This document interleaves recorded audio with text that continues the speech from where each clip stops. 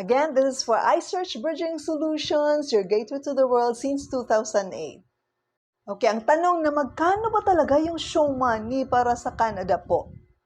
Okay, talaga pong medyo may kalakihan, kasi kailanganin mo po yung nila, yung requirement nila na more than $21,000 Canadian dollar. Hindi ko memorize, 20,000 or 21,000 Canadian dollar.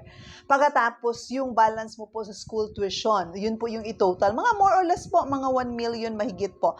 1 million, 1.1, ganyan po yung magiging show money. But, ito yung hindi po kakailanganin po na pangalan nyo, no? Hindi po kailangan na pangalan nyo nasa mo talaga, bangko mo talaga. Pwede po kamag-anak, like kapatid, mama, papa, lolo, lola, tita, tito, no? As long as mag-provide po sila ng letter po na susuportahan ka po nila. Yun po. And attend mo po sa orientation po namin for more info.